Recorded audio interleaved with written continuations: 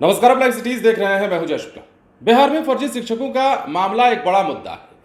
बिहार में कितने फर्जी शिक्षक हैं और कितने फर्जी शिक्षकों के खिलाफ कार्रवाई हो रही है, ये तमाम खबरें आप जान रहे हैं, सुन रहे हैं और हम भी आपको लगातार बताते हैं। अब देखिए, बिहार में एक बार फिर से के पाठक ने बड़ी कार्रवाई कर दी है।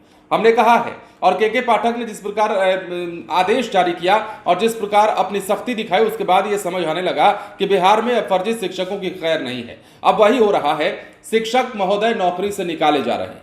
बिहार के अररिया में बड़ी कार्रवाई हुई है और यहां पर एक साथ कई शिक्षकों को नौकरी से निकाल दिया गया है, मतलब सेवा से बर्खास्त कर दिया गया है। और इन्हें सेवा से इसलिए बर्खास्त किया गया है क्योंकि फर्जी प्रमाण पत्र के आधार पर ये नौकरी कर रहे थे। बिहार के अररिया में ये बड़ी कार्रवाई हुई है और एक साथ 4 ऐसे फर्जी शिक्षक हैं जिनकी नौकरी चली गई है। थोड़ा विस्तार से अगर मामले को समझाएं तो और समझिएगा। फर्जी बीटेट, सीटेट और एसटीईटी प्रमाण पत्र के सहारे अररिया में सालों से नौकरी कर रहे 4 शिक्षकों को अब बर्खास्त कर दिया गया है। सक्षमता परीक्षा के बाद विभागीय जांच से इस तरह के फर्जीवाड़ा का खुलासा हुआ। कार्रवाई की जद में आने वाले शिक्षकों में भरगामा प्रखंड स्थित आदर्श मध्य विद्यालय सिमर बनी की प्रियंका कुमारी, भरगामा के ही उत्क्रमित मध्य विद्यालय पैक पार की मंजू कुमारी, नरपतगंज प्रखंड स्थित मध्य विद्यालय खाबदह डुमरिया की ज्योति कुमारी और रानीगंज प्रखंड के प्राथमिक विद्यालय कोहबरा विशुनपुरा के संजय कुमार शामिल हैं। ये देखिए, इसमें 3 महिलाएं हैं, महिला शिक्षक हैं। अब विभागीय निर्देश के आलोक में यह कार्रवाई स्थापना डीपीओ रवि रंजन ने की है। इसके साथ ही डीपीओ रंजन ने बताया भी है कि प्राथमिकी दर्ज करने के साथ साथ सर्टिफिकेट केस दर्ज करने का भी निर्देश दिया गया है। अब इतना ही नहीं है, सरकारी राशि की भी वसूली इनसे की जाएगी, ये भी बात सामने आई है। अब देखिए, स्थापना डीपीओ ने बताया है कि इन 4 शिक्षकों के बीटेट, सीटेट और एसटीईटी के क्रमांक फर्जी पाए गए थे। इन शिक्षकों ने अपने प्रमाण पत्रों के सत्यापन के लिए पटना में जांच समिति के समक्ष उपस्थित न होकर अन्य कारण बताते हुए त्यागपत्र दे दिया था।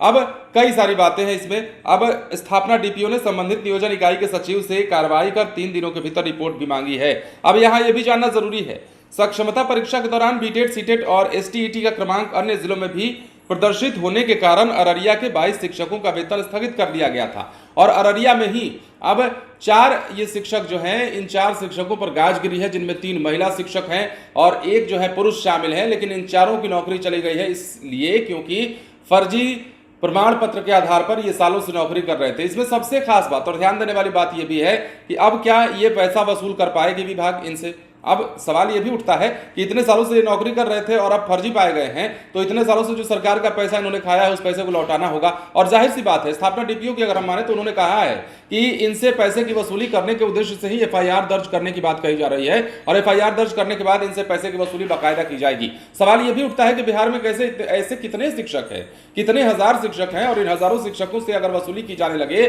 तो समझिए कि बिहार सरकार का तो खजाना ही भर जाएगा। अब देखना होगा कि बिहार में कार्रवाई तो शुरू हो गई है, एक के बाद एक शिक्षकों की बर्खास्तगी तो हो रही है। कितने शिक्षक निकलते हैं और के पाठक कहां तक कार्रवाई करते हैं। बने रहे लाइव सिटीज के साथ। धन्यवाद।